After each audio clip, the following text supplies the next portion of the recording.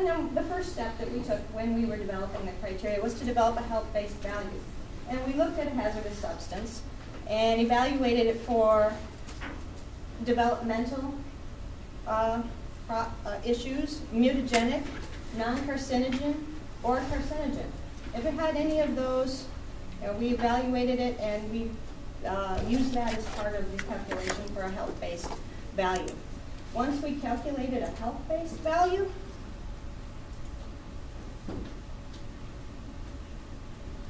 we then took that health-based value, and in this case I've got an example for the residential drinking water.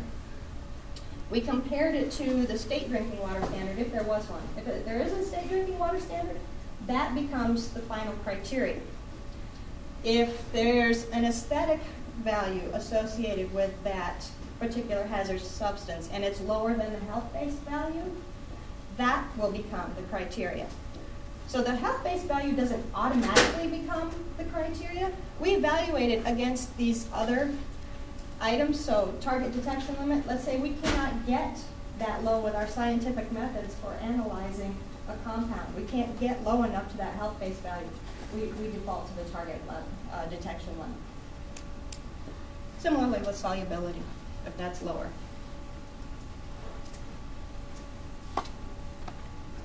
And as part of our striving to be transparent in our processes, we've changed our lookup tables. If you're familiar with the lookup tables, you just go straight across and it's just the values for each of the pathways. We now have, in the new rules, if you looked at them, we have the sources where we took the data inputs. So now you can look and see which source that we used. And the EPI, those were the ones that I was talking about that were a primary source. And we also have the basis for them. So they're all provided there so that you can see them readily and easily. And they're also provided in those chemical update worksheets. So if you look at that, you can find all the information and all of the sources that we use to calculate that criteria. And here I'm going to give you a bit of an example with a conceptual site model. So this is a fictitious industrial facility. They have a little bit of chemical storage, a little bit of underground storage tank issue. So we have some hex chrome that's got in the we've got a solvent, could be TC, PCD, something like that. And then we have some petroleum. And they have a number of issues here. So we have soil contamination. And from that soil contamination, we have groundwater contamination. The soil contamination leached down into the groundwater and moved with the groundwater. In the upper corner, we have a production well that's full of contamination that way. Down here, we've got groundwater that's flowing towards the river. Now, this is just a fictitious example to give you an idea of how we can use the criteria. So there's a groundwater flow. And here we have the soil contamination. So what do we want to do about the soil contamination to evaluate it? We're going to evaluate it for direct contact. So we have criteria for direct contact. We will look at the new vapor numbers. We have screening levels that are in tables, and Matt's going to tell you about the tiered process and a calculator that we have to calculate numbers beyond just a screening level. But we look at soil contaminants for vapor inhalation. And here with the groundwater, we also look at vapor inhalation. Vapors can still be an issue with groundwater. It can be an issue with drinking water. So we look at the standards to evaluate the drinking water. And then also the groundwater surface water interface, where those contaminants might be entering the surface water line. We have criteria for that as well. And those are the surface water values. So the next steps in our process for the rule promulgation is we're hosting these public information meetings to help answer questions and help you understand what these mean because they're complicated. There are a lot of inputs. There are 67,000 inputs that went into developing these criteria. So I'm not crazy about doing that much math. I don't know about you, but fortunately we had a calculator that was developed so we could do that. So thanks to the modern technology. So we'll be hosting these public information meetings. And then the public hearing will be held on July 13th, and that'll be in Lansing at LCC West in the afternoon. And then once we have received your comments, and we provide a summary of those comments and either answers to questions or responses, we will put all of that information together, and then we will be submitting and making modifications to them based upon your comments. We will be submitting the final draft rules to the Joint Committee on Administrative Rules. And as far as timing goes at this point in time, we have an ambitious schedule because Abby said that the criteria comment period goes until July 26th. If we get the comments to JCAR by September 10th, we may have rules being promulgated by the end of the year. The reason why it's the end of the year is because officially JCAR needs 15 session days, or they are allotted 15 session days to either deny the rules or they move forward.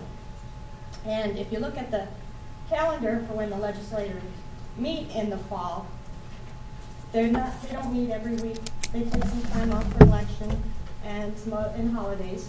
So 15 legislative days would actually get us to the end of the year. Now, JCAR can say that they're not going to do anything and they can waive their time frame if they like, or they may do something in between. I'm not sure, but that's just gives you a perspective on how it would lay out if they follow all of the administrative processes. So in summary, we have statutory requirements that require us to update the criteria. The Criteria Stakeholders Advisory Group had 33 recommendations for the process for developing criteria. We have new vapor intrusion rules and a new process. We have developmental and reproductive toxicants being considered, as well as mutagenic carcinogens, and we have the child and adult receptor. And with that, I'm going to turn it over to Matt, and he's going to talk about the vapor intrusion. Thanks, Sarah. Good morning, everybody. Like Sarah said, she's calling it up. My name is Matt Williams. I am the vapor intrusion specialist for the Remediation and Development Division. I've sat on several of our stakeholder groups since 2006. And it includes CSI and CSA. Also, I'm a member of our vapor intrusion TAPS team, which provides recommendation and support to our district staff. We meet regularly once a month, and I know some of you guys have actually brought some of your sites into us as well. I also sit on ITRC's national PVI team as a trainer and an instructor, where we go out and we talk about the unique challenges with petroleum vapor intrusion. And one of the reasons I bring all this up is because a lot of the things that we're going to talk about today, they kind of align with all these, is that we have a lot of similarities that we're doing, or that we're proposing to do in Michigan that you see nationwide. So this is not something that's unique to Michigan. This is something that all different states are going through. And so we'll start things out with, see if we can get it to move right way. There are two new rules that probably when you go through and implement things, there's a lot of changes in the rules, first of all. But when we go through and implement them on a daily basis, probably the two rules that are going to have the most impact on you are Rule 7, which is our facility specific, and Rule 27, which is the volatilization to the indoor pathway. And so I'm going to talk about both of those. The first one, Rule 7, it's a proposed new rule. As we were going through all the rules and trying to justify and evaluate all the different inputs that we had previously, one of the things that we identified was that when you looked at all the different different inputs that we had for CSAT, soil water partitioning coefficient, our old GIVIC and CIVIC, the soil didn't align. Is that through each one of the pathways we had our own kind of unique soil type. And so if someone did try to make something facility specific because their site conditions weren't the same as what was identified, it was very difficult. And so, because like, for instance, one was more closely related to a loam when you looked at what the soil properties were. Another one of our pathways is more associated with maybe a silty clay. And so when you would go through and try to make something facility specific, trying to align all those parameters, sometimes you'd have to change things and sometimes you didn't. And it became very confusing. And so what we tried to do with Rule 7 is align everything. So if you know you have one set of conditions, and if you know that your site doesn't meet those conditions, then you can go through and change it. And so what we've done is provided some facility-specific inputs to allow the development of generic criteria. And as you guys know, this is Michigan, right? And it's a jumbled mess. And that's part of the reason why Rule 7 is important and allows you to make these changes, is because we understand when we looked at it that your site is not going to meet the generic conditions for all sites. You might, right? If we look statewide and we look at the USDA classifications, sand is 31% of the state, which means that what we propose and what we're proposing to use is sand, that only 31% of the sites is going to match. So this rule will allow you to modify your site based on your facility-specific conditions to either conditions like loamy sand, which you can see is 18% sandy loam, to meet those different conditions. And the way we do that is after you identify the conditions on site through visual or lab type methods, we provide the inputs in a table. It's all looked up. So all you need to do under the USDA classification is identify your soil type, and then you can go through and put in the different parameters for those, which makes it really easy to do facility specific. Again, it kind of cleans up the whole facility specific, makes it unique in that you can implement it. Now there is a little bit of a debate between which classification you use, USCS versus USDA. USDA is the one that we utilize. And one of the questions I get a lot is, why did we use USDA? And that's because USDA has a lot of background information for it. It's been used for over 100 years by the farming and agriculture. They have maps, very detailed maps, some of the best maps that are out there that will help us implement it. But also, we know based on the sand sieves, the classifications, what those properties are, and most states are using USDA. And then one of the examples I can use is Ohio, which is our neighbor, obviously. They actually have been doing a lot of presentations talking about the differences between the USDA classification and USCS and why they're going to the USDA. It's because of the wealth of data that's out there. What does USCS mean? It's the Unified Soil Classification System. It is most of the time is what us geologists, because I'm a geologist, grew up using. And it uses a lot of terms based on the way it's deposited. So you may have well-rounded classifications. But That's when what the USGS division, There's- I'm thinking there's which lots- government group makes that? there's a lot of different classification systems, and it's like everybody has their own niche. So the two most common ones, I think, are these two. Typically, geologists grow up as we go through college. Department of Interior, isn't it? What's that? Rita was asking which federal government issues the Unified Soil Classification System. Is that Department of Interior? I don't. Department of Ag, I think it derives from the Department of Ag, maybe? No, USDA just comes from the ag. Actually, I don't even know if it's from a U.S. department as much as it's maybe a group. Because there's a bunch of different classifications that some are tied to engineering properties. I can look up the history on it. I just know that when we grow up, it's typically like because of our glacial environment, that's one that we use a lot. Because it goes through the well-rounding and sorting and things like that. It's more of a visual classification where the USDA is based on percentages, and then they use a triangle. These are the four most common soil types in Michigan. And one of the key things to point out when we look at the USDA soil type is there's not a lot of clay. And that doesn't mean that there isn't clay, but the way they classify soils is based on the percentages of sand, clay, and silt. And in Michigan, because our clays tend to have a lot of a mixture of sand and silt, they get classified more into the loam. And you can see 18% of the state is classified as a loam. So what you have here is a very large percentage of our state falls into these 4 categories. But Rule 7, if you do have these, right, would still allow you to use those other classifications as well. Is there a limit the USDA says, or it only goes to 5 feet, or is there drawing? You know, a lot of the time when we, it does, some of the USDA though does go down even further than 5 feet. Depends on where you're at. And a lot of what you see in the upper 5 feet is that there is a mixture, but it does take out, we didn't use the top soil, we used the second horizon.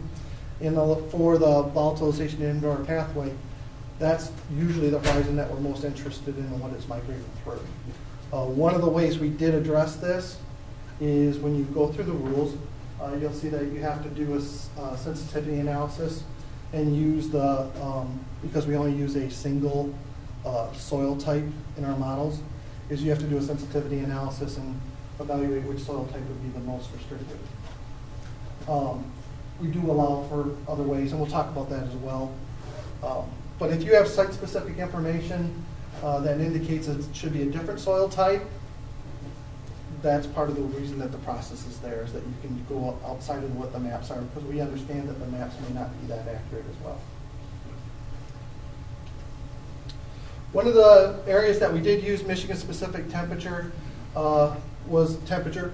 MSU has over 40 weather stations installed throughout the state of Michigan, where they record soil temp year-round. Some of those are daily, some of them are hourly. We were able to integrate that as part of the Rule 7. We have utilized only 20 weather stations.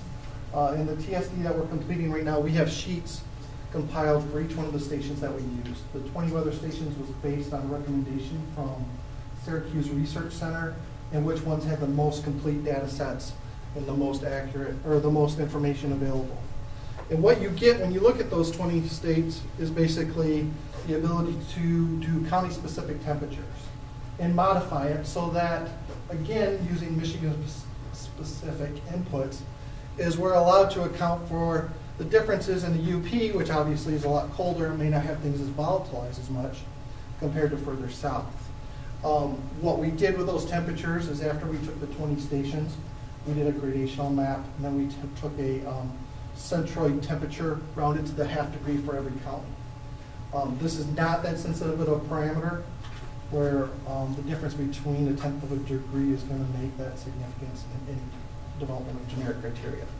So that's why we did the half degrees. It makes it a little bit simpler and easier, and understanding that when we converted it to these temperatures, it was based on a contoured map. So Rule 7, in summary, what it does is it allows you to change your inputs based on your site conditions, which is a great feature, especially if you don't think that your site conditions match the generic criterion. You can do facility-specific inputs to obtain a generic closure, right? I got to make sure I'm using the term facility-specific in the right spot. Rule 27 is the other one, which is the volatilization indoor pathway. This is a new pathway. It replaces GIVIC and CIVIC in that it also allows for the collection and use of vapor samples to determine facility status. It incorporates 2 key terms, which you guys will become very familiar with, is the volatilization to indoor pathway, as well as the volatilization to indoor air criteria.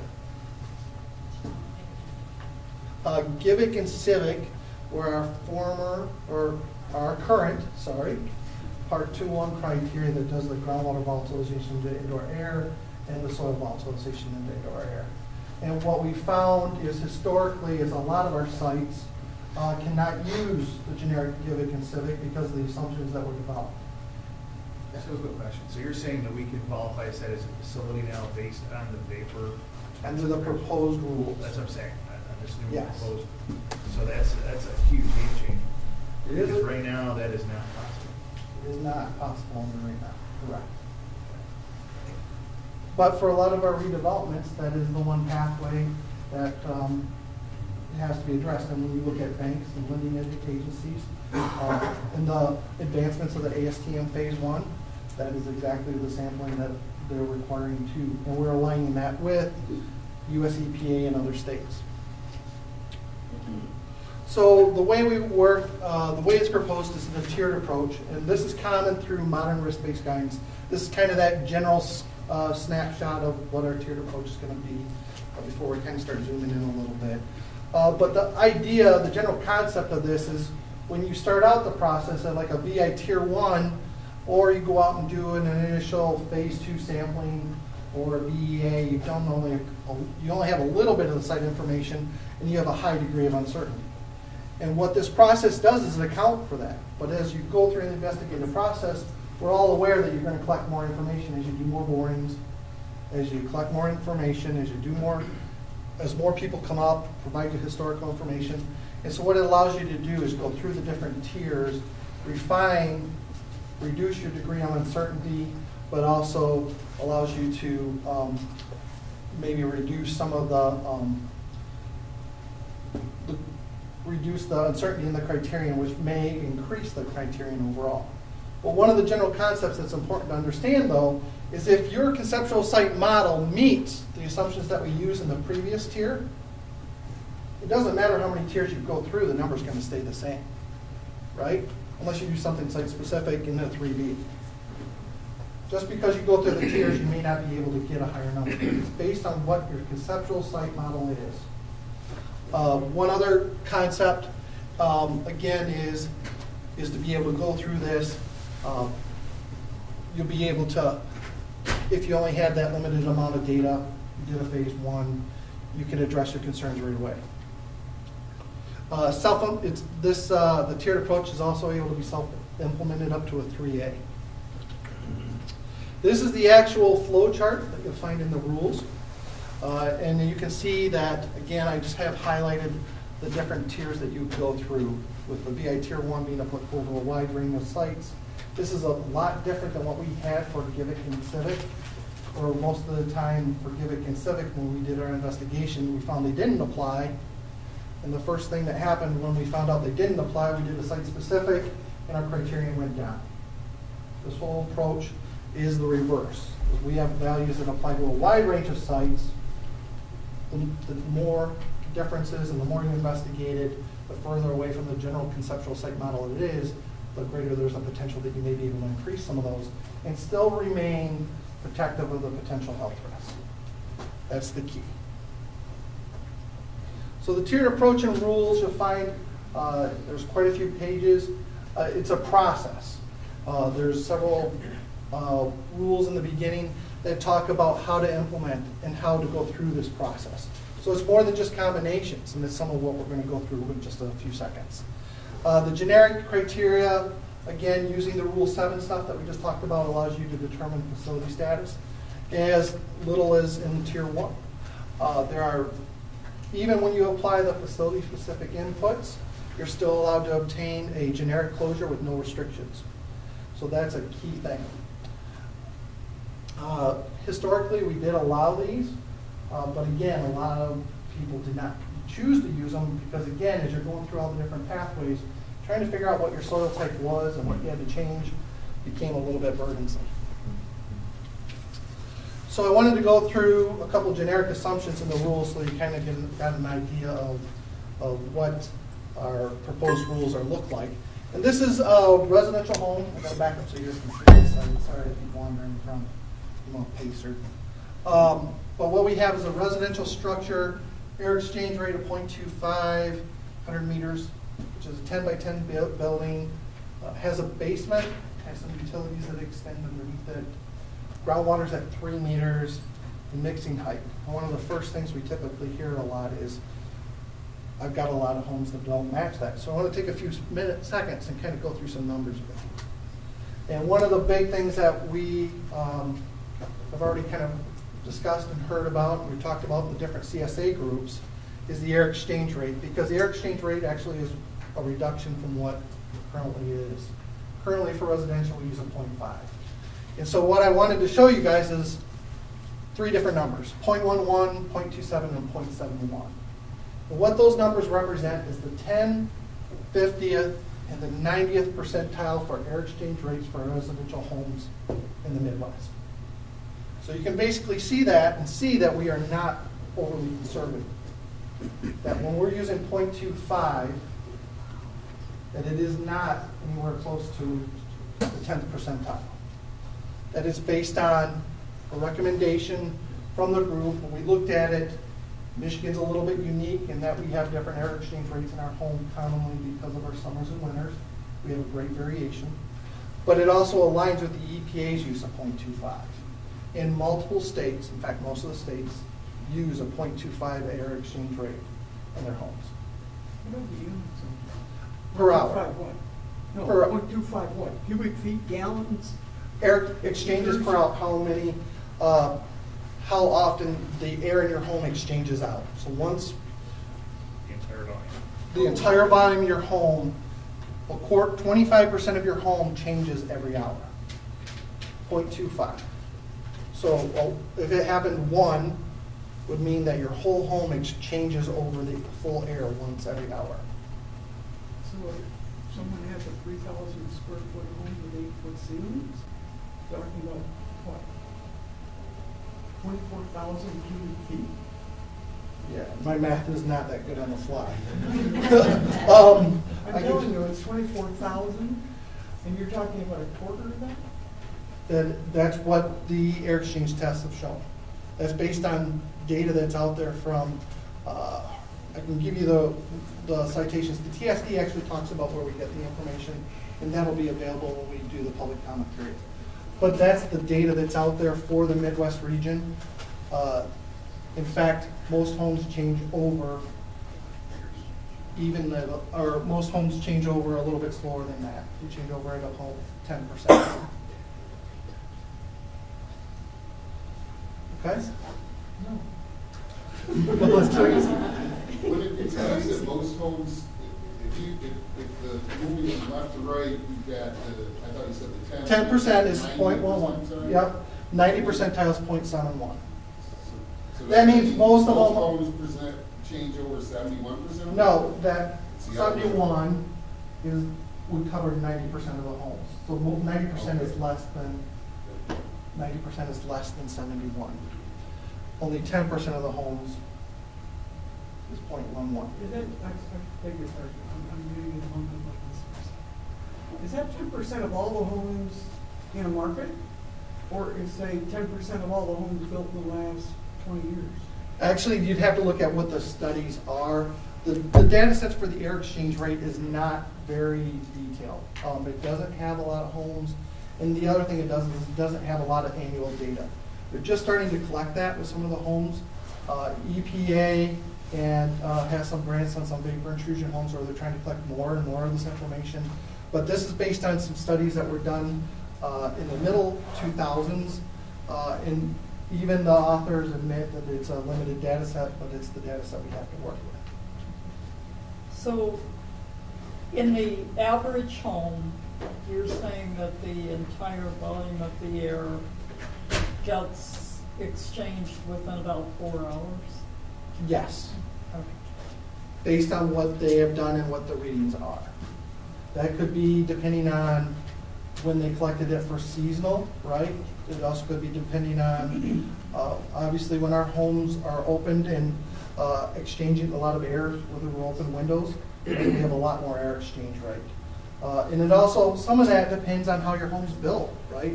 Where your air exchangers are. Some of our homes, the newer homes are built where their air exchange is collecting the cold air from outdoors. The older homes typically have their air exchange indoors. Some of that, because depending on if your home's built with baseboard heat, it's going to vary. So again, it's highly variable, and the amount of data set that they have is not extensive. But 0.25 is the value that most states utilize as being representative of homes. And that includes all the Great Lakes states, as well as the EPA for our region. And does that include the basement volume? It does. Well, see, and this is something that we're going to talk about in just a second, is most states don't have a basement that's occupied. So we've accounted for that, and we'll show you here in just a second. First, we'll talk about area of the homes a little bit, because that's the next one. So what I called up is 49% and 45%. This data set does not go back very far. It only goes back to 2000. It's based on U.S. Census data. But since 2000, 49% of the homes in the Midwest have been built with 2 stories, which would mean that on average, 45% of the homes, when you look at the square footage, 45% of the homes would fall into this category as being 100 meters squared or less.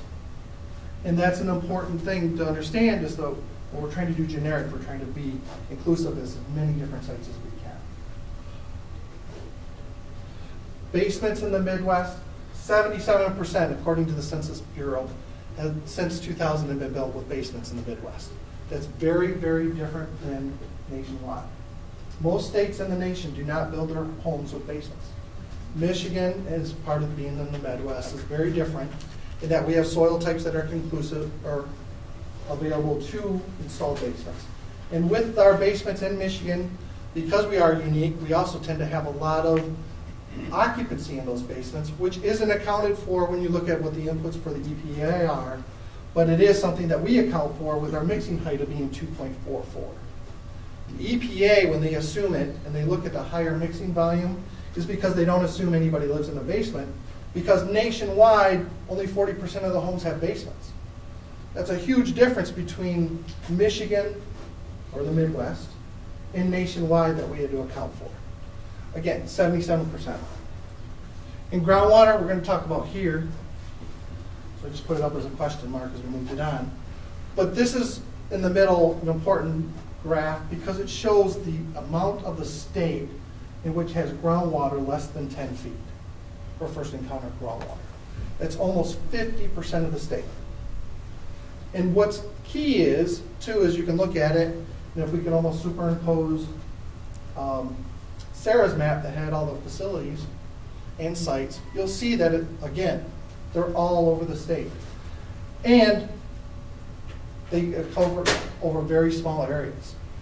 In order to generate this area and generate the amount of square footage that it covers in Michigan, it took our GIS experts 9 hours working on a server, dedicated server, to come up with the values. Because there are 70 million unique areas that groundwater is less than 10 feet in the state of Michigan. So it's highly variable. But you need to account for those in our generic criterion, because if we don't, 50% of the state can't utilize our generic criterion. So that's why it's important when we establish groundwater, we establish it at a value that accounts for most of our state. The other thing that you'll see is the differences between 5 feet below ground surface and 15 feet below ground surface. There isn't a significant difference. There is not a significant difference between the two. Obviously, when you get to 15, it does cover more. There is an important difference between 10 and 15 feet, because sometimes with the capillary fringe, as we go through the calculations, your capillary fringe may encroach into the 10 or 11 or 11, 12 foot range, especially when you get to some of the tighter soils like loam or your clays. So going through the tiered process, let's start through the VI Tier 1, which is our initial screening. Again, it's applicable to most sites. The proposed rules would allow for the collection of soil, groundwater, and vapor samples. And what it does is it identifies the potential source of a vapor. So the way to kind of think of this is, if you have a property and you have groundwater underneath it, and you have concentrations that are above your drinking water standard, that would be the equivalent of this. Is that you have the potential, depending on where your building is, to have a vapor intrusion issue. Your outcomes, when you compare to the Tier 1, is either that a source of vapors is not present, or that a source of vapors may be present and has the potential to pose a risk for vapor intrusion. And when you reach that conclusion, either A or B, if you reach that it is the potential to pose a risk, the parties can either proceed to a VI Tier 2, a 3A, or 3B. Sometimes for redevelopment, they may choose to implement a response activity and do presumptive mitigation. Or they may, again, choose to investigate further. Parties may use the values as a VI Tier 1 to determine facility status. And the way that we identify those values is when you go to our rules, in Table 4, you will find them all published. They are the VI Tier 1. They're based on our generic assumptions. There's no modifications for facility-specific inputs, but they're all published. And they're all identified because this is where everybody will start. VI Tier 2 allows us to begin entering the facility-specific inputs for soil type. So again, if your site does not match the VI Tier 1 assumptions, VI Tier 2 allows you to modify your soil type so that you can move to representative concentrations of your soil type. It does not include any modifications for land or building, or for land or building use, and it's specifically for residential exposures. And again, your Tier 1, if your site is sand, residential, you have a basement, your VI Tier 1 is going to equal your VI Tier 2. There's going to be no difference. And that's an important thing to remember again. Your outcomes, if you're all below VI Tier 2, is that your property is not a facility for the vapor intrusion pathway. You may have other different pathways you have to address, but it means for the volatilization indoor air pathway that it does not pose a risk. The other option is that the property is a facility because you exceed those, and you can proceed either to a Tier 3A or a Tier 3B. So the way that kind of looks, and one of the tools that we will be releasing as part of the rule package, as well as when they're implemented, is a calculator to help people develop the different tier values. Because we understand that the combinations could be massive, and as we go through the tier process, we want to make sure that everybody gets the right information or is able to use it in an appropriate manner. And so for VI Tier 2, what typically happens is, one of the changes again is soil types. But one of the things to point out is when you change your soil type, what you're really changing is 26 different values inside of the equations. And so these are things that I know it's a little bit hard to read because I just clipped them out of the calculator. But you're changing things like the hydraulic conductivity, the thickness of the capillary fringe, the crack, the attenuation coefficients. All these are inputs that change.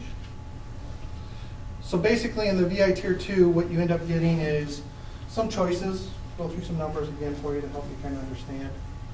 When you change the depth to groundwater, what you're really changing is groundwater in contact, which is our basic assumption under a VI Tier 1, or not in contact because we have depth greater than 10 feet. So if you have greater than 10 feet, you can put it in. That's why there's plus or minus, because really the values will change every foot you put on. But having the depth of groundwater is going to be key as you go through the VI Tier process. 26 changes, we just talked about those. So when you change your soil type, if you don't match the sand, you have the potential of up to 26 different things that will change. Yes? There's a lot of emphasis on soil type at depth. When you're talking basement is 10 feet deep. How does that interface with a USDA soil type that may only be a footer? Well, the USDA, when you do your investigative process, they still would have to identify what that soil type is. Soil type at what depth? At the bottom of what the vapors would migrate through. So you're going to do Or they would use the basis of a sand. The rules identify that the sand is the generic and that you would have to have the data available to use a different soil type. So it would be based on the investigative process where someone goes out and puts in the borings, has the data, and they're able to show which soil type that migrates through. So they would have to the state map that showed the bazillion soil types around the state. Yes, ma'am. That's not relevant. Most of the time you find that those soil types are very similar to those at depth. You find that those are very similar. And the reason why we show that is the amount of variation that's there. And that variation, based on our entry-level geology, is, what we assume at the surface is the same thing that happens kind of beneath the surface to some extent. And so we would expect to see probably some variation, yes. But in order for them to change to a different soil type or more restrictive, they would have to be able to document that that soil type is the one that's there and that it's not influenced by other types. And so it's gonna be variation between it. There's some counties, like I'll throw Kalkaska, where it's not gonna change. Sand is sand. I mean, Kalkaska has 120 feet of sand. And there's some counties, Detroit or Bay City, not Detroit, Detroit's not a county, Bay City, which is not a county either. Wow! I know that's twice. But those soil types to be a lot more consistent. But there are some areas in the state where you're going to have high variability, and the proposed rules account for that because it requires them to do that sensitivity analysis and have that kind of classification. So, trying to understand that question, if it's, when you do your borings to, and I would assume part of that is checking the soil type, if you have a basement, are you going down, and it's at 18 feet instead of 10 feet, are you going down to 18 feet and determining the soil type and whether there's groundwater? Well, the basement only extends in our conceptual site model 2 meters below surface, because that's a typical home. Most of our structures do not account for depths greater than 2 meters, because that's what we assume. You would have to do you'd have to have the classification of the soils through the depth that you'd expect your vapor source, which is a new term, to migrate through the soils where they diffuse through to the home. You'd have to have that area classified. So depending on where your vapor source is, depends on what you've identified in your ASTM phase 1 or through your previous investigations that are out there, but they would have to classify those soils as it comes through it. So in the case of groundwater migrating beneath a home, they would have to be able to classify those soils between the groundwater and the home in order to change that value. If they couldn't classify those, they would still have to use sand. But that's more of an implementation. The rules are wrote so that they would have to do that analysis. Living in Washtenaw County, if I call the Washtenaw County Building Code Department, or if I call the Ann Arbor Building Code compliance people over here, and ask them how they determine vapor intrusion and new construction, would they start talking about this? I don't know that that's who you would call for determining vapor intrusion. Well, You call our district. Beg your pardon, but they're the people that issue the building permits. If I want to build a new house in Washtenaw County, do I have to come to the state of Michigan and work through the state of Michigan? If I call the state of Michigan Building Code Office, will they quote? You know, that's a great comment, but that is a different program between building and environmental. And I understand what we do on ours is provide notices under Part 201 for those that are facility, which would provide the homeowners the notice that they would have to do some kind of control remedy in place. The liable party. After the property is built? After the property is built, through the investigative process that they find that there's a vapor source present, then the responsible party would have to investigate whether there's a potential for vapor intrusion. Understanding that in some sites it's going to change a little bit, the way that works, whether it's a viable company or an active investigation. But typically the way that works in the investigative process is after they define the extent of groundwater or the extent of source of vapors, is then they do a vapor intrusion investigation to determine which homes are most likely susceptible to the volatilization to indoor air pathway, because there's a source of vapors present. If I may, just speaking out of turn, it sounds like we're locking the barn after the horses here. If I can get a building permit and with good faith, in compliance with all building codes, state, county, and municipal, and build a home. Yeah. It's a great question, and it's something that we can talk about, but I want to kind of move through this. And I didn't mean to hold you up. No, that's all right. It's a great question. It seemed like a real non sequitur. Yeah, you know, there's a lot of different things, and that's just one of the areas where, you know, it's a good thing to talk about, and that's something that we can talk about as a smaller group, but we want to move through to make sure that everybody can get different questions answered too. But by all means, come on up afterwards and I'll help you work through it. Yes, so the company. I just have one clarification question. You talked in Ann Arbor, we have one dioxide in the groundwater. Okay? And there's some confusion in my mind, some others as well, about whether if this, it's a volatile compound, it's a solid, more or less. So it can be a vapor intrusion in there and vaporize in the soil and enter the house that way. But once it enters the house as a liquid, say as a wet basement or a flooded basement, and then it starts to evaporate with the water, is that considered vapor intrusion as well? It's actually a different pathway because it's actually direct volatilization to the indoor air. We do account for that in this a little bit. What exposure would that be considered? It is addressed under this pathway, but the reality is it's a different pathway because you're not getting the vapors migrating through the home. The way our process works is through the VI Tier 1 and Tier 2, it assumes groundwater is in contact and that it would volatilize directly to the indoor air. So we do account for that so that pathway is not knocked out on the proposed rules, is that the value that we look at is a direct volatilization to the indoor air. And some of the assumptions that we utilize, we can go through in a little bit more detail.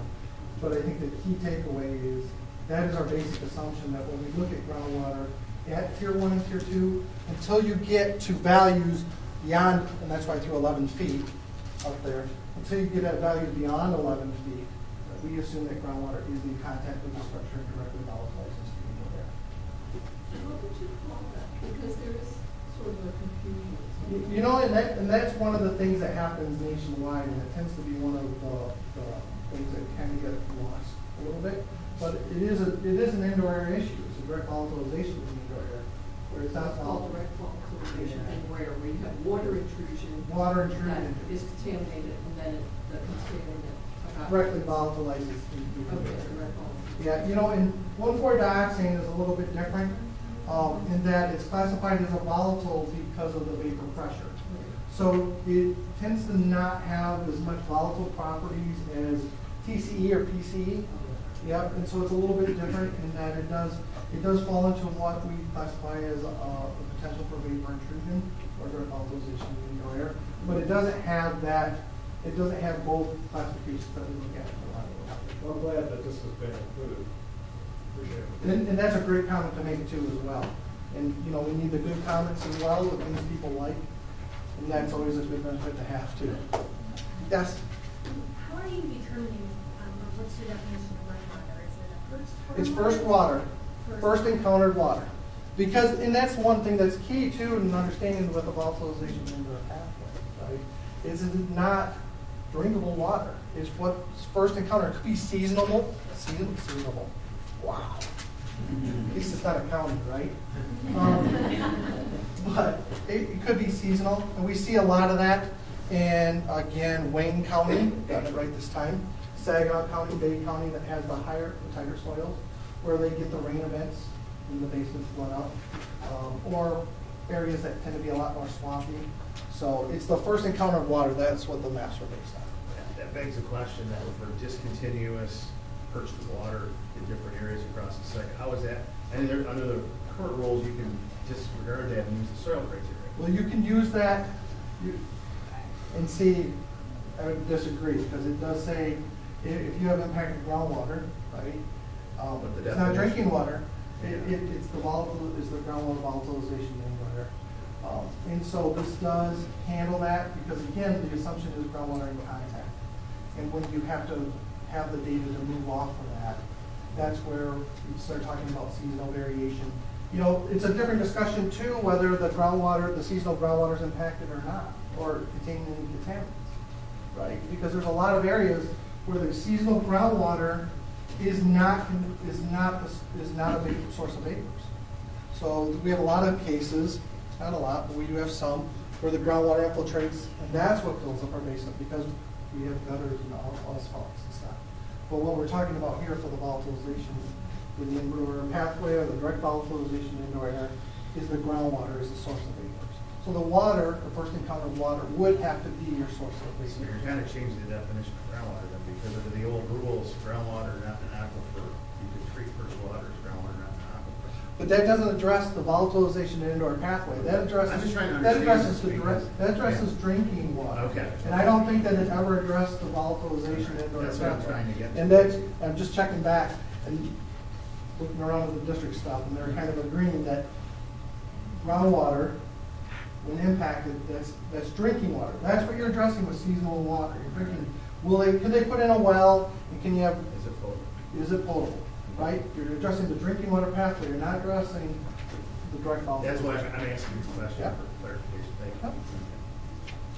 So, yep, I'm sorry, just real quick, so much is dependent upon the soil type determination. You mentioned the sensitivity analysis. Is the soil determination still going to be based upon just a boring and description, you said, like using USDA?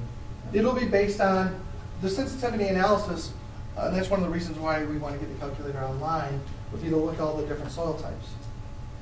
Right, when you read the rules, that would be one of the things that it's done, and it allows you to do is you could look at all the different soil types you have to determine which one it is. Because we're looking at, when we do the modeling, we're looking at a single soil type assumption.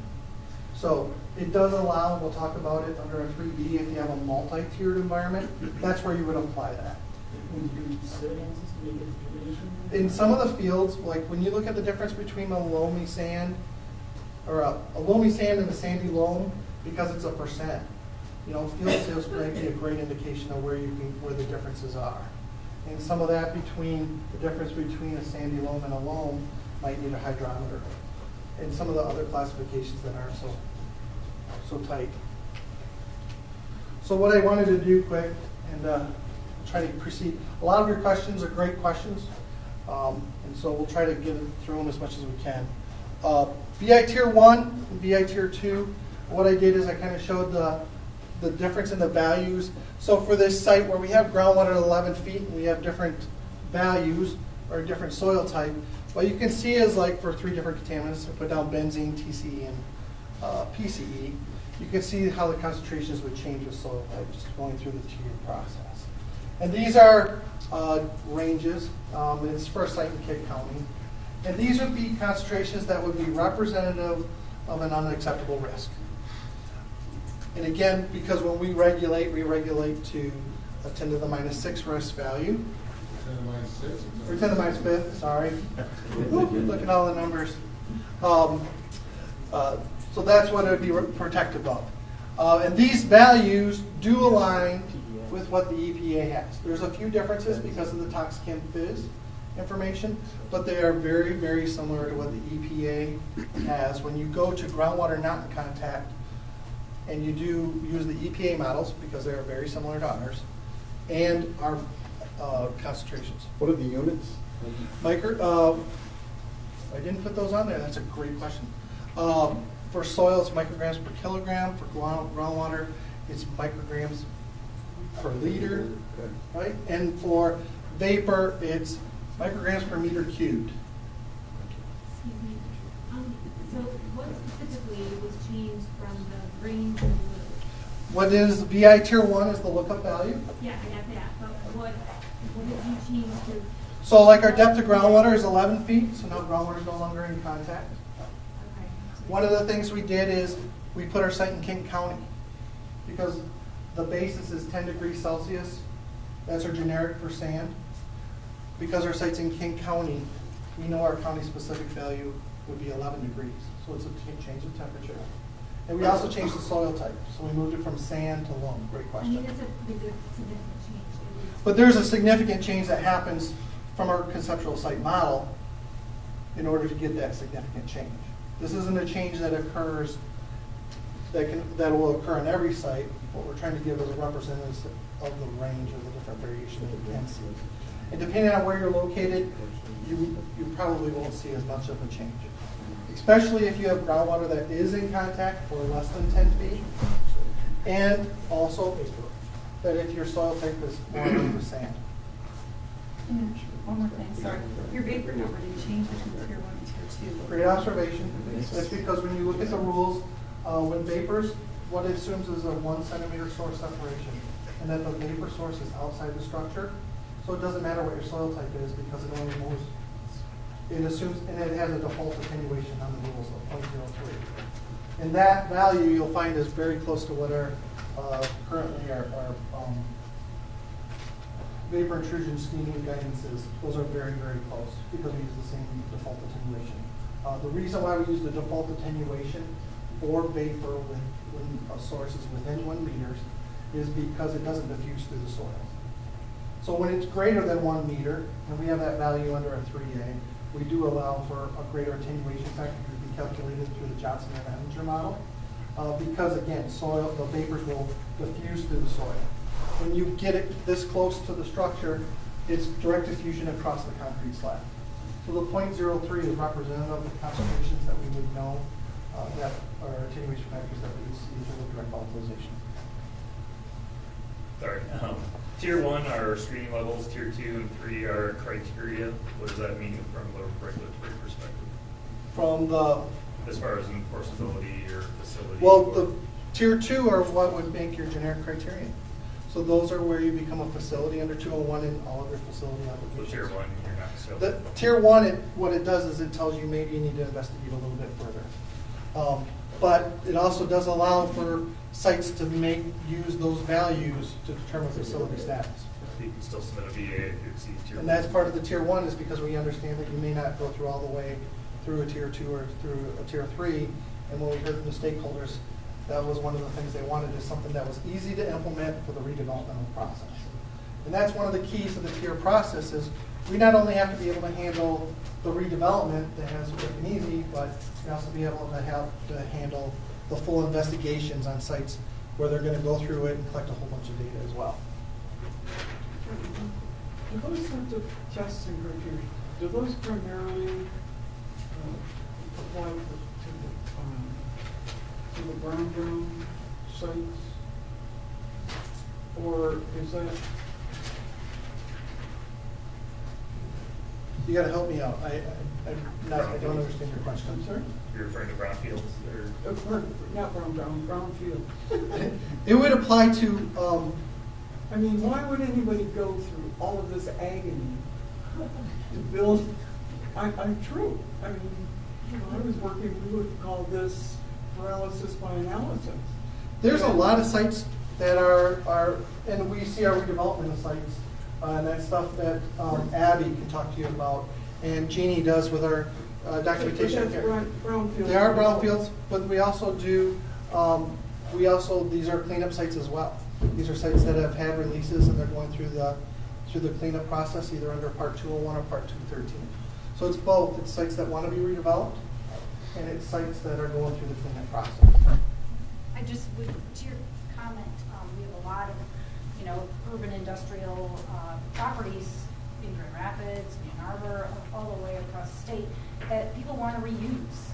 And these screening values, they're great locations. They want to use them. These screening values give us a way for them to start that process to develop what they need to do in order to make those properties safe for reuse.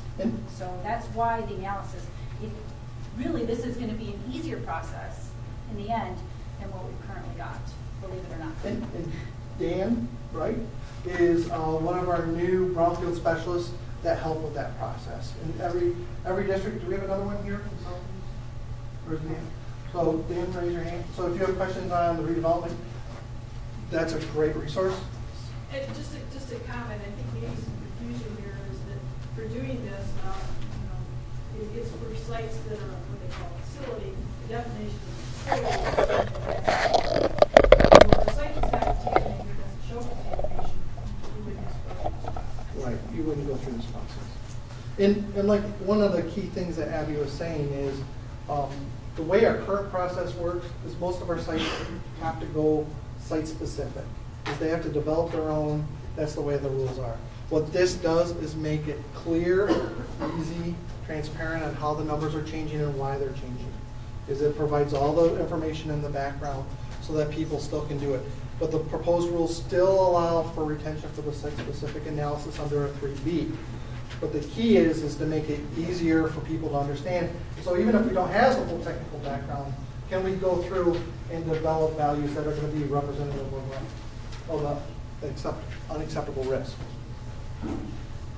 So 3A, we've kind of gone there a little bit, back and forth. I'll try to get back on track a little bit. We have two different tiers in 3A, or in Tier 3. 3A, which is our generic criterion, which allows you to incorporate some of the building uses. And 3B, which is site-specific, which is still retained under Part 201, or under the proposed rules, which you can do a lot of different things with, and we'll talk about what some of those options are. 3A, this is again where we look at land use and building information, building parameters, and it's key for identifying when we get to this step whether there's vapor intrusion occurring, and that is the key because that's where risk happens. So besides the direct volatilization to the indoor air, the things that we're most worried about this pathway, this is where vapors come through the soils into your structure. This is the tier where we could put in the different building. So if we're not looking at a residential home, if we're looking at a commercial that has a bigger footprint, if we're looking at slab on grade, so we know that there's more separation.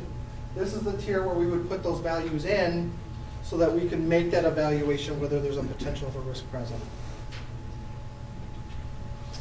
Outcomes, again, same properties of facility or that there's vapors that may pose a risk. So looking at the way this works, and what I did is I filled it in for a site. So what's a little bit different now is what we've moved it to is a non-residential category. So we've moved this because now we're not looking at a home, but they still could allow us to use it in a home. It's manufacturing, and the manufacturing has a basement. Depth of groundwater is 11 feet. We still have our loam, and the site's still in Kent County. So we're not looking at residential anymore. Again, we got over 2 different options that we can put in through based on the tiered approach for both residential and non-residential exposures, building types, and foundation types. We talked about the depth of water already. The different things that will happen with county and the soil type and the amount of temperatures. The 11 I didn't cover because I think I skipped it over last time. When you look at the variation from the southern counties to the northern counties, there's only 11 different gradations between it. That's what the 11 represents. So when we look at it, and again, what we're talking about here is a manufacturing building. We're not talking residential, we're talking manufacturing. When we get to the 3A, the values change. So from benzene, going from a 50, which is a method detection element, we're up to 3,900 to pose a risk. But the generic assumptions have changed and our models changed. It's not the same site that we started with. We've moved it from a residential structure to a manufacturing building. We've moved the groundwater from being in contact to having separation, right? We've moved the building from being little, 100 square meters, to 200 square meters. We've changed the mixing height that's allowed from 2.44 meters, which is residential, to 3.66. So it's a whole different ballgame. When we get to these numbers down here, we're not expecting these numbers to be representative of anything except for what this site is. So that's one of the big changes. But as you can see, as you go through that process, what it allows for is to account for all the different variations. So that table under Tier 3, what's the difference between the vapor column and the vapor? If you have, the difference is, if we go through our investigative process and we can find that our vapor source is not adjacent to the building. And one thing to think of is some of our sites that are out there, when you go to a gasoline station, right, and you go to the old ones, where are the tanks? Right next to the building. But now, where are the tanks? Out at the corner, right? They move them away because they didn't put them in the old location. So that's kind of the difference, is where that source or where that release occurred historically, can you document that extent? That's what this value is it's representative of a concentration or a source that's no longer right next to the structure. It's a little further away. We have data that we can document it. And again, it doesn't mean that there isn't a potential source, because that's still our VI Tier 2, right? Those are the concentrations that may pose a risk depending on what we do with the property. And that's where the notification comes in, and some of your concern is if they have these VI Tier 2, the way we handle historic and future builds is these would require the institutional control where they put a notice on the property. So when they go to redevelop the property, they would know that there's a potential source of vapors there. And they would have to evaluate it, whether it's going to be built into a new apartment complex. So what it does in the tiered process is it already identifies where we would have to have and institutional control, and where we would have to mitigate based on what our current structure is. So it kind of does that already through the tiered process for you. That's all right. We've gone from a residential home, a few thousand square feet. But when we got to the larger structures, we moved from residential to manufacturing. Yes. Where do things like large churches, large schools? Yep. This is the building we're in right now? Those would be something that we, where do they fall in? This is not schools, I think, fall under manufacturing. a residential because they don't meet the assumptions of a non-residential. Is that correct, Chris? And churches, I think, fall in that category too. The TSD, I think, is going to do more information on describing where they fall. There are different categories between the single home and the manufacturing that it does account for. More of that explanation is in the TSD. For instance, on the non-residential, we have two different categories. We have a general office and we have manufacturing. And the general office handles most uses except for daycare, schools, things that have sensitive populations present, and things like that. What's that? Hotels, apartment building. But there's residency there, so that's actually a residence, right? So it's possible to have a 50,000 square foot residence? It's possible. We've seen, well, there's apartments, right? Yeah, exactly. Right, there is. And actually, it does happen. So, but that would still be under the residential category. And there's actually a different category under residential. There's two categories under there that falls under homes and apartments, which would be large scales, exactly what you're talking about. Yes, sir. I just want you to clarify that this only involves that property. Let's say you have a contaminant that's highly mobile, an industrial site, and next door you have a greenfield where the contaminant is moving. This doesn't restrict that at all, what you're just talking about. Right? You would have to do the assumptions for that property. So whoever did. Yeah, but the property, the other property owner is not involved in that. He doesn't have to worry about whether the contamination is going to change the green field into a brown field or a tan field. The person causing the release would be responsible for identifying those concentrations off-site. You are correct in that whatever we use for the assumptions, it's only valid for the property that meets those assumptions. Right, but if you're having a more lax, less restrictive on a large industrial site that has a lot of contaminants that are moving, how often do you actually look at how far that's going to move over the decades? If they're going through the closure process, that is part of the evaluation that we do. Yeah, I haven't seen that. And that's something I can't speak to on every site, but I know that I'm dealing with quite a few sites. I actually work in the Superfund program, and I have sites across the state, and that's one of the things that we do work with, is we look at the off-site migration of vapors, and we look at the waste sites and the impact of those as part of the closure process as we go through. And I know that we do that on several other sites as well, because I help on multiple sites throughout it, around the state. In that when we look at where the release is as they're going through the closure process, we require them to look at that off-site migration. And that's part but of it's the not reason- number one, right? The number one focus is redevelopment. I believe the number one focus for us is to protect human health. Okay, that's good to hear. So, because I don't see that. So, well, let's go through, and that's something we can talk about later, right? So questions, the one thing I wanted to point out is we're going to break apart into questions. Abby, I don't know where she went. But there's a few other people, too, that can help with some vapor intrusion questions, so that y'all don't have to stand here and keep listening to me. I wanted to point some of them out. Jeannie, again, did because I was not the only one to write it, Jeannie helped a lot with the drafting of it, and she is our redevelopmental specialist, so if you have questions talking about vapor intrusion, redevelopment, documentation of due care compliance, that might be a resource that you can look at. Devin, Kristen, raise your hand. They actually did a lot of great work on the groundwater and contact equation. So if you want to know some of the assumptions, they did a lot of proofing of that. If you want to know some of the assumptions, that might be a great resource for that. Abby is kind of the glue that holds us all together. So that might be a great resource where she can at least point you to someone else. Dave Huron in the back, who likes to be quiet and never recognized, did a lot of help too, proofing different stuff. And he has a great idea of the way all the different tiers fit together. Bldg is also another great resource to point at because she deals with the volatilization for AMENDED. And a lot of those concepts are very similar. And you have a lot of risk too, so that might also be a great resource. So I wanted to make sure, and Eric, and also Dan, Dan was one of them that helped draft a lot of the rule language. So if you have specific questions on the language and stuff, Dan is a great resource where he could point out what the language actually says, and compared to listening to my babbling for so long. And as well as Eric, who's been investigating in the park. And Chris, again, talks inputs and how they relate. Look at those two. So don't think just because it's a vapor intrusion question that you have to come ask me.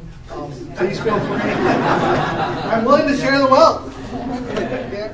So with that, I'll turn it All back right, so one of the things that we do have on the table over there, I don't know if everybody noticed, was there's a chart that we put together, and some people have probably, if you've heard our division chief, Bob Wagner, speak before, he's talked about this, and I think he's given this out in a couple of presentations already, so some people may have already gotten a copy of this. But it is a comparison of our current criteria to the proposed criteria and how that would change. It also shows you some, if it went up, if it went down. It's been a real mixture, and it's not because of any one change, because there was such a comprehensive update to the toxicity inputs, to the chemical and physical parameter inputs. We hadn't really made comprehensive changes since 2002. So because of that, everything got touched, everything got updated, best available science, and so there are a lot of reasons for these changes. So if you're interested in a specific compound, go ahead and tap into our subject matter experts. On the back side of it is the vapor intrusion comparison, and just so you understand this chart, we're talking about the DEQ guidance document from 2013. That's what we're currently using, but those are screening values. They're not enforceable by law. It's not criteria. Criteria is an enforceable standard. Compared to the EPA JEM, it says, which is the Johnson Manager model, or the EPA VISO, which is the vapor intrusion screening level calculator that EPA has online. So understand when you look at these values, there's a range of values, but a lot of it depends on how the number was developed, what kinds of assumptions. Did they assume groundwater is in contact with the building? Did they assume that there was separation? How did they develop? If you want to know those kinds of details, I'm afraid you're going to have to go back to math. But, there's a lot of good information. So take a look at it. Don't get alarmed by the numbers, but come back and ask questions, okay? So I'm going to let you all go. One last thing. Again, this events information has got the criteria web box, mailbox on it. Comments go to that. And if you want a copy of the proposed rules, it's out there on the website. And we also have our webpage up. So, go ahead. Can I just ask one quick question? I know several other people had the same question. Sure. How could you, it's a benzoate hiring, how could you go from, 15 million to 98? How did you get that? And is it a typo? It's not a typo. It's not a typo, Chris? Or David? When you guys want to talk about benzoate hiring? As you know, we have identified chemicals that are developmental toxicants, or that we know will have developmental effects. And at first we chose a child as the receptor, but we recognize that the pregnant woman is also a susceptible receptor, especially for the fetus. And benzoate pyrite is a developmental toxicant that could cause fetal effects by just single exposure. And so in this regard, we decided a single exposure, the exposure duration will be 1 day, exposure frequency could be just once, and so with that change, the number went down. That much? Yes, that much, but Is we there could any give way- you the assumptions that we've used also. Is there a way that you can risk this out or use the tiered evaluation or put site-specific assumptions to get you to go higher? That may be possible. One thing we need to be aware of when we're looking into this, and in our recommendations for the pregnant, both the pregnant female in a residential setting and in a worker setting, their occupational setting, there is a federal regulation that's the pregnancy protection, I'm saying this wrong, it's Pregnancy Protection Act or something like that, that people cannot discriminate against a pregnant person in their occupation. They can't transfer their job duties or anything. So we couldn't ignore the pregnant female worker. So there is a federal law that makes it so that they won't be discriminated against in their job in the workplace. So we had to include the pregnant woman's worker. So I think that if you're trying to make it so that there's a rule, occupational rule for your site that they can't employ pregnant women, I think we're going to have to with that. Well, what about, I mean, there's different scenarios of the site uses. Like, if it's not a worker situation or. Part 201 does allow for site specific. There are site We're talking specific generic, Yeah. but sorry, Part 201 does allow site specific. And you could evaluate the emissions evaluation and see if there's site-specific emissions that could help with that. There's mitigation that can be done as well. So, at the beginning of your presentation, I heard a lot of, when you did your numbers, and the first thing you said is that if there was a value from the EPA, that you use that. And yet, I know there are differences. I mean, obviously, dioxin is very specific to us here in Ann Arbor.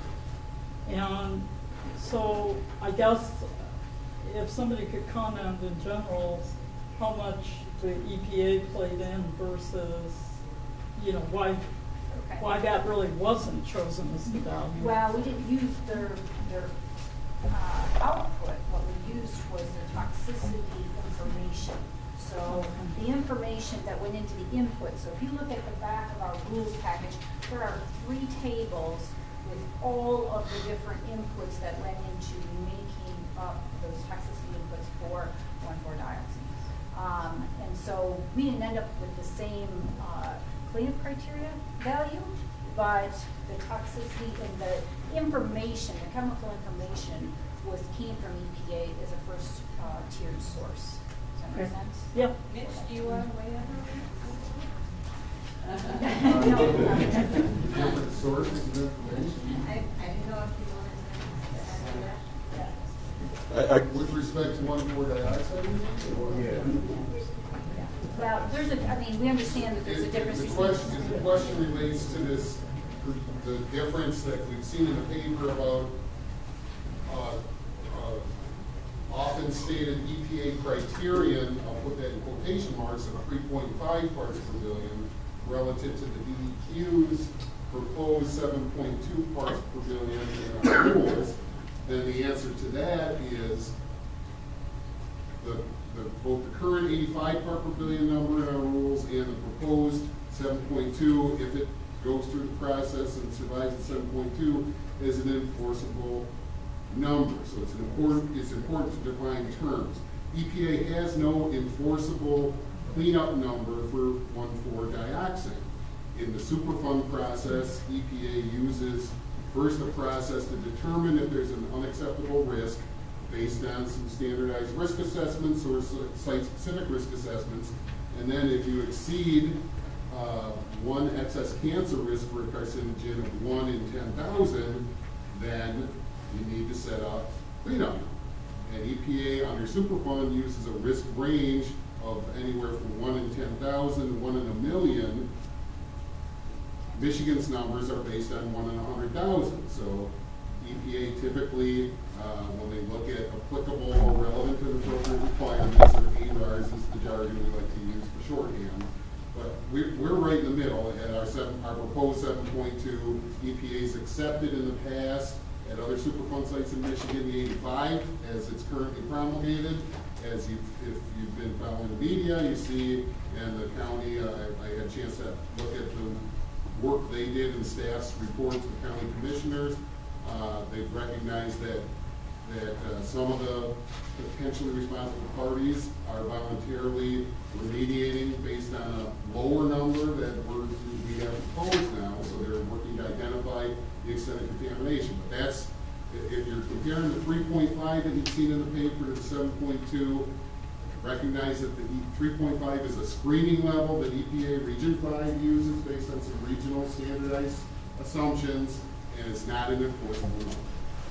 But I think that's really important, but also just to get back to the focus is again, there's how many thousands of different inputs that we have. 67,000. And what we did was evaluate all the pathways, all of the physical chemical properties, all of the exposure assumptions. So where the number that we took from EPA and the priority number we give to EPA numbers, as Abby said, is the input numbers. But then we use Michigan specific and criteria specific. So there's a lot of other numbers involved in the calculation before you get to the output, and that's why it's a different number than what EPA. But the major reason that it's 7.2 instead of 3.5 is because Michigan uses the 32-year lifetime exposure instead of 70 years. But we also include the child. You include the child, so it helps some, but that's the major reason, is because 32 years, what contaminant could possibly last longer than 32 years? Well, it's not that's a good point, Roger, in terms of, I think you're right, the difference between 7.2 and 3.5 is exposure durations. Like you say, we use 32 in our proposed rules. EPA's 3.5 part per billion screening level is based on an exposure duration of 70 years. Absolutely. Now, that whether you're talking 32-year exposure duration or 70-year, I think you're making a value judgment if you then bring in what contaminant can last that long. What we're saying about using Michigan-specific data and how we arrived at 32 years, 6 of which include children from 0 to 6 years, and the remainder being 26 years of people 6 years or greater than 6 years old, that's based on data we've collected in Michigan about how long people live in a certain place and drink water from that same place. That's what that's all about. So it doesn't have anything to do specifically with how long the hazardous substance is going to be around in the environment. That's a different discussion that we'll have, I'm sure, some of which tonight. Okay. Early on in the slideshow, there was a discussion about health-based decision making. It included the common mutagenesis and carcinogens. Is there not a third category where it's just plain poison? I mean, what's the carcinogenesis? I'm struggling with the term of cyanide. Right? I'm going to be dead before I get cancer. If you look, so in our cleanup criteria tables, there are footnotes next to every single hazardous substance compound that give you exactly those kinds of toxicity issues. So next to TCE, there is an for mutagenic. It's also got a DD next to it for developmental. You also see those footnotes in each of the individual cells. So if you look at the drinking water, there's going to be more footnotes next to it. So you're going to be able to get a lot of that information. And Abby, come look at when we get down here, come look at the table and let me show you. And Abby, make sure we identify the vessels, right? Which are flammability and explosive screening levels. Screening levels in there. We also have the LEL now identified, which is something that has not been identified. Yeah, there is a ton of information. So we do provide other pathways. Methane is a great example where we're talking about like with explosivity levels. right? We do identify those now in the tables, which is an important feature of the update is we do reach out further for identifying those kinds of things that we didn't as well before. So when you acute toxicity is one of the, Yeah. Yeah. so there's carcinogenicity, immunogenicity, acute toxicity, chronic toxicity, those are all. Yeah, it's all factored in there. There So it's in are there. 116 equations in the rules, and like I said, there's 67,000 inputs that you could put into these equations to make it all work. And we've tried to give you all of those inputs in these tables in the back, and so it's all there. If you want to geek out on the science, really. And I you're think gonna- Deb can provide some more clarification. Susan did a good job of explaining we do evaluate the most sensitive endpoint for every chemical. So we look at cancer, is it a mutagenic carcinogen, is it a developmental toxicant, is it a chronic toxicant, is it an acute toxicant, and your cyanide example is really good for us to explain that. We have a residential criterion that is based on acute toxicity for cyanide. So we are looking at that where there's data available for those different endpoints. We are using that data.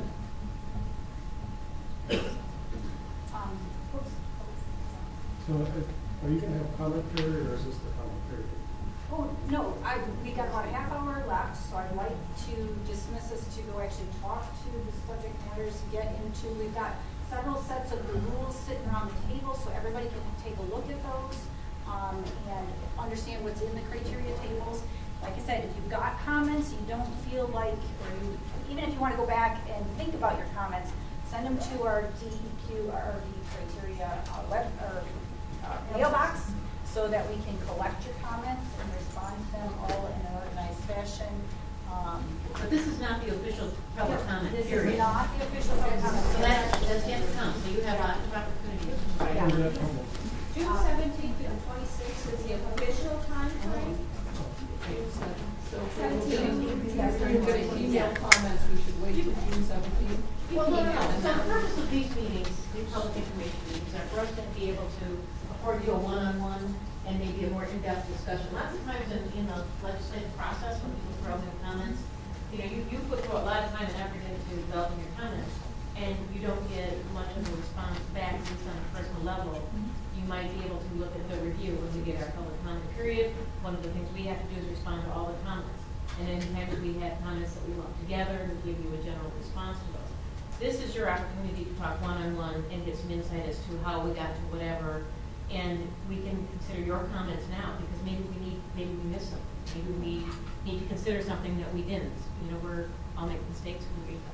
Like we really, but we're not. So our thought is that if we have opportunities, we can maybe head off and pass some of the concerns that you might have, and maybe save you some writing exercise later. I just want to use Ann Arbor as an example of what has happened through Ann Arbor and Michigan. In that the current standard seems to say as long as it's contaminant, it's isolated from the community, that's what we're concerned about. And in Ann Arbor, we've come to find that this contaminant has not been isolated.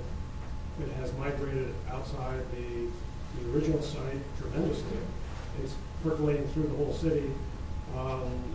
As a part of the CARD group and the Islands Creek Watershed Group, we've talked for years about contaminating basements. And this is one of the reasons I asked a question about, when you get water in your basement or just the vapor in your basement, what clarification that would be. So we have potential now for exposure of many homes, thousands of homes, with this contaminant. Even if it doesn't reach the cancer rate, it's still a significant concern for the city of Ann Arbor and the state of Michigan, I would say. So, I would like the DEQ and the state to reconsider this notion of isolating the compound. I would love to see Michigan go back to the 1 in a million standard that we had before John Engler. I think we've taken too long to come to this step where we're at right now. It's been several years since the DEQ said that they were going to revise these standards. I think, we just got a notification that the state has appropriated $700,000 to look at Ann Arbor and other areas of concern. The old days, we'd go to the polluter and say, the polluter needs to, pay up some money to cover the cost. I think we need to do that. I don't think we should be, as a state, covering all these expenses, and I think we've gone that route, and I think it's counterproductive. I think we need to make sure we, you know, have what we had before, which was polluter pay.